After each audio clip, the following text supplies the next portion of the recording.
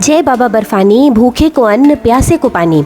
दोस्तों, आप भी अगर इस बार अमरनाथ यात्रा आने वाले हैं तो ये वीडियो आपके लिए बेहद ज़रूरी और उपयोगी साबित होने वाली है। इस वीडियो में आपको अमरनाथ यात्रा से जुड़ी हर छोटी बड़ी संपूर्ण जानकारी मिल जाएगी। अगर आप मेरे चैनल पर नए हैं तो इसे सब्सक्राइब कर लीजिए और बेल आइकन को भी ज़रूर दबा दीजिए, जिससे आने वाले हर नए वीडियो की नोटिफिकेशन आप तक आसानी से पहुँच सके। तो चलिए वीडियो को बिना देर किए करते हैं शुरू। दोस्तों, इस वर्ष 2025 में अमरनाथ यात्रा 3 जुलाई से शुरू हो रही है और यह यात्रा 9 अगस्त तक चलेगी। ये तो हुई यात्रा की तारीख की बात। चलिए अब बात करते हैं कि यात्रा पर जाने के लिए आपको किन किन डॉक्यूमेंट्स की ज़रूरत पड़ेगी। तो सबसे पहले यात्रा के लिए रजिस्ट्रेशन यानी पंजीकरण कराना होगा और अमरनाथ यात्रा के लिए रजिस्ट्रेशन 14 अप्रैल से शुरू हो चुके हैं। रजिस्ट्रेशन आप चाहें तो ऑनलाइन या ऑफलाइन दोनों तरीके से कर सकते हैं। दोस्तों, ऑनलाइन रजिस्ट्रेशन के लिए आपको स्क्रीन पे वेबसाइट दिख रही होगी। इस वेबसाइट पे जाके आपको अपनी पर्सनल डिटेल्स फिल करनी है, कॉन्टैक्ट नंबर डालना है और यात्रा की डेट सेलेक्ट करके आपको रजिस्ट्रेशन कर लेना है। रजिस्ट्रेशन करने के लिए आपको मेडिकल या हेल्थ सर्टिफिकेट की ज़रूरत पड़ेगी। मेडिकल या हेल्थ सर्टिफिकेट के लिए आपको अमरनाथ श्राइन बोर्ड की वेबसाइट पे सभी ज़िलों के हॉस्पिटल्स और डॉक्टर्स की लिस्ट जारी की गई है, जहां आपको अपने ज़िले के उन्हीं डॉक्टर्स से मेडिकल बनवा लेना है। ज़्यादातर ज़िलों में अमरनाथ यात्रा का मेडिकल सर्टिफिकेट डिस्ट्रिक्ट हॉस्पिटल यानी ज़िला अस्पताल में ही बनता है और आपको अपने ज़िला अस्पताल में जाके मेडिकल सर्टिफिकेट बनवा लेना है। ज़िला अस्पताल में 2 रुपये या 5 रुपये का पर्चा बनता है और उसे बनवाकर आप चेकअप करवा लेंगे और आपको अपना मेडिकल सर्टिफिकेट 1 से 2 घंटे में मिल जाएगा, जिसमें डॉक्टर्स के सिग्नेचर और मुहर लगी होगी। ऑनलाइन रजिस्ट्रेशन करते समय आपको ये मेडिकल सर्टिफिकेट अपलोड करना होता है। यात्रा रजिस्ट्रेशन करने के लिए आपको 220 रुपये पर पर्सन फीस लगेगी, यानी ऑनलाइन पेमेंट करना होगा। इसके अलावा अगर आप ऑफलाइन रजिस्ट्रेशन कराना चाहते हैं तो जो आपने मेडिकल सर्टिफिकेट ज़िला अस्पताल से बनवाया था उसे आप अपने शहर के पंजाब नेशनल बैंक या फिर येस बैंक में लेकर चले जाइए। वहाँ अमरनाथ यात्रा का रजिस्ट्रेशन होता रहता है। आप वहाँ 220 रुपये का पेमेंट कर दीजिए और आपका रजिस्ट्रेशन वो कर देंगे। रजिस्ट्रेशन होने के बाद वो आपको यात्रा परमिट का प्रिंट आउट दे देंगे, जिसमें आपकी यात्रा की तारीख, यात्रा कौन से रास्ते से करनी है, सब लिखा रहेगा। इस यात्रा परमिट के प्रिंट को आप संभाल के रखिएगा। जब आप यात्रा पे जा रहे होंगे तो इसे लेकर जाना है। जब आप जम्मू पहुंचोगे तो इस यात्रा परमिट और आधार कार्ड को दिखाकर आप RFID कार्ड यानी रेडियो फ्रीक्वेंसी आइडेंटिफिकेशन कार्ड ले सकते हैं। RFID कार्ड लेने के बाद ही आप जम्मू से आगे यात्रा कर पाएंगे और यही कार्ड अब आपकी यात्रा परमिट के रूप में काम करेगा। RFID card Jammu Tawi railway station के बाहर आप प्राप्त कर सकते हैं। यहाँ पे काउंटर लगा रहता है। इसको यात्रा पूरी करने के बाद वापस भी लौटाना होता है, इसीलिए इसे आप संभाल के रखिएगा। और आपको जगह जगह पर ये RFID कार्ड चेक कराना होता है। रास्ते में आपका RFID कार्ड चेक करेंगे तो आप इसे ज़रूर से संभाल के रखिएगा। चलिए अब बात करते हैं कि अमरनाथ यात्रा के लिए आप पहुंचेंगे कैसे, यानी कहां पर और कैसे जाना पड़ेगा। तो इसके लिए दोस्तों, आप देश के किसी भी शहर में रहते हो, किसी भी राज्य में रहते हो, अमरनाथ यात्रा के लिए आपको सबसे पहले जम्मू या श्रीनगर पहुंचना होगा। लेकिन ट्रेन की कनेक्टिविटी केवल जम्मू तक ही है, श्रीनगर की ट्रेन की कनेक्टिविटी नहीं है।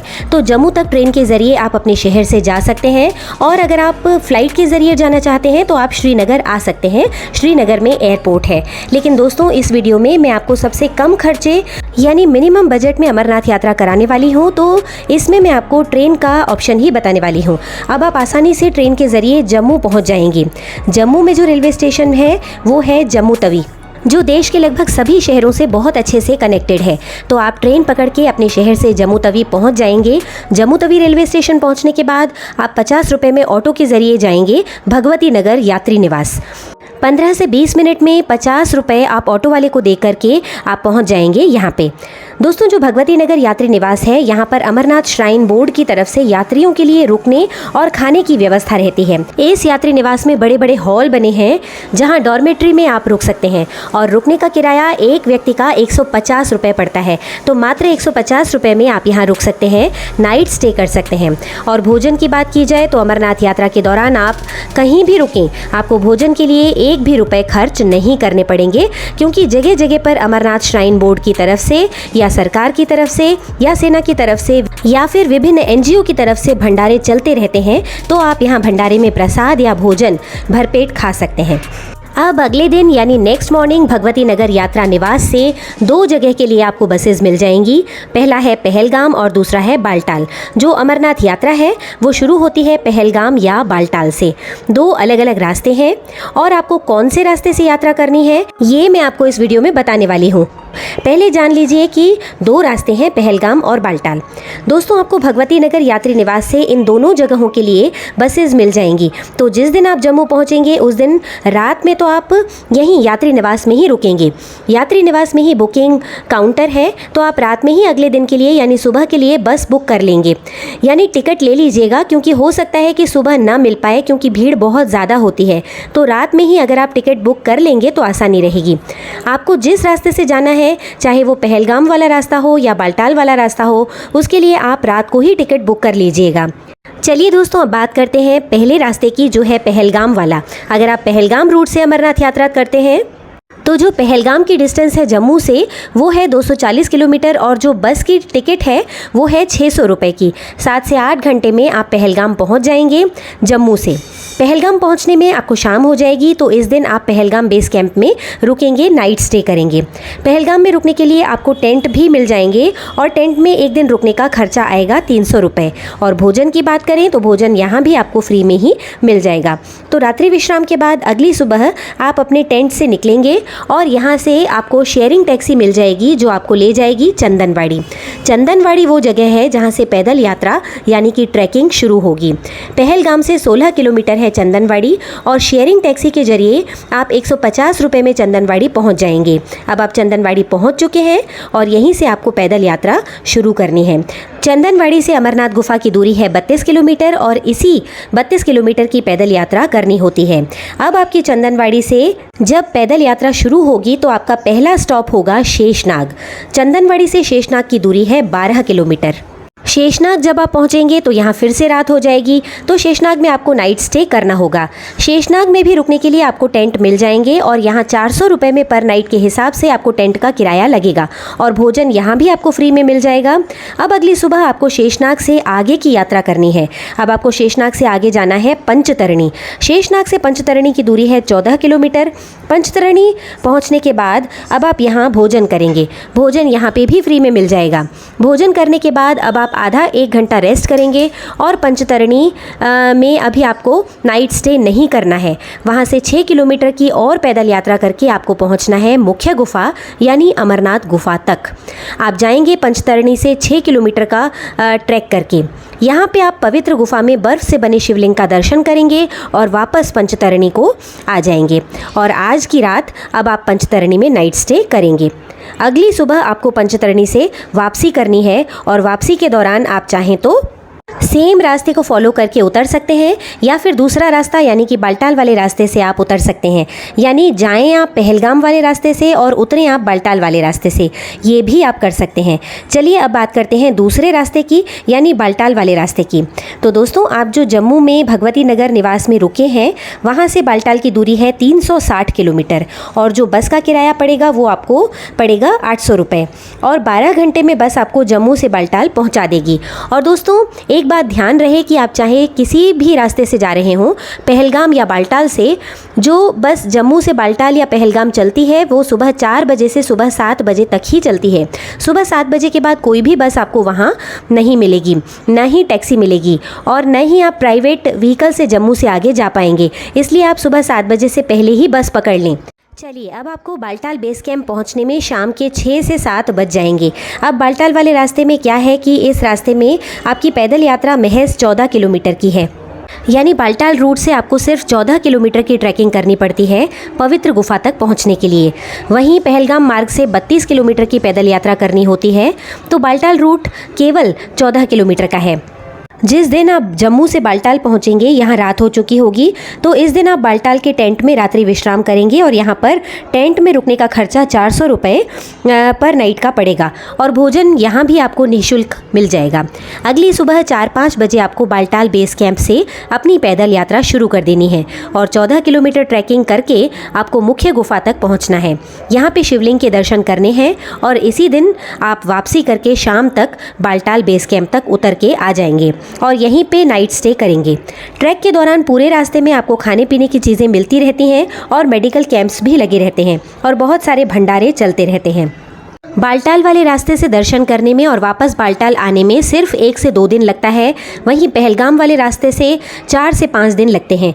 चलिए अब बात करते हैं कि आपको कौन से रास्ते से यात्रा करनी चाहिए, यानी कि आपके लिए कौन सा रूट बेटर रहेगा। तो पहलगाम वाला रास्ता जो है ये सबसे पुराना रास्ता है और सबसे ज़्यादा लोगों द्वारा उपयोग में लाया जाता है।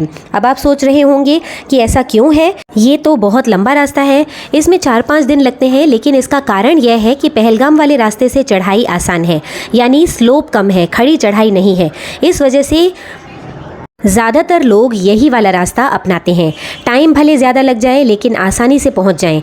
लेकिन जो बालटाल वाला रास्ता है वो भले ही 14 किलोमीटर का है, लेकिन इसमें खड़ी चढ़ाई है और इसमें थोड़ी थोड़ी दूरी पर सांस भी फूलने लगती है। तो जो यंग लोग हैं वो बालटाल वाला रास्ता अपनाते हैं, जबकि जो वृद्ध हैं या जिनकी फिटनेस थोड़ी कम है वो पहलगाम वाला रास्ता अपनाते हैं। दोस्तों, एक ऑप्शन आपके पास और है कि आप चले तो आएँ पहलगाम वाले रास्ते से, यानी चढ़ाई आप करें पहलगाम वाले रास्ते से और उतर आएँ आप बालटाल वाले रास्ते से। ज़्यादातर लोग यही करते हैं। ऐसे में दोनों रास्तों का अनुभव भी हो जाता है और दोनों रास्तों के नज़ारे आपको देखने को मिल जाते हैं। ये तो रही रास्ते की बात। तो चलिए अब बात करते हैं कि इस पूरी यात्रा में आपको कुल कितने दिन खर्च होने वाले हैं। अगर आप पहलगाम वाले रास्ते से जाते हैं तो आपके 5 दिन खर्च होंगे और ये जम्मू से पहलगाम और वापस पहलगाम से जम्मू तक का है। अगर आप बालटाल वाले रास्ते से जाते हैं तो आपको 3 दिन लग जाते हैं। चलिए अब बात करते हैं खर्चे की, यानी अमरनाथ यात्रा में आपका कुल कितना खर्चा होगा, यानी क्या बजट लगेगा। तो अगर आप बालटाल वाला रास्ता अपनाते हैं तो आपका खर्चा कम होगा। वहीं पे अगर आप पहलगाम वाला रास्ता चूज़ करते हैं तो आपका खर्चा थोड़ा सा ज़्यादा रहेगा। बालटाल वाले रास्ते की बात करें तो जिसमें आपको 2 नाइट स्टे करने की ज़रूरत पड़ेगी और उसमें टेंट का खर्चा 400 + 400 रुपये, यानी कि 800 रुपये हो जाएगा। बस का किराया जम्मू से बालटाल और बालटाल से जम्मू तक आने में 800 + 800 यानी 1600 हो जाएगा। और रेलवे स्टेशन से यात्री निवास आने का खर्चा 50 + 50 यानी कि 100 रुपये हो जाएगा।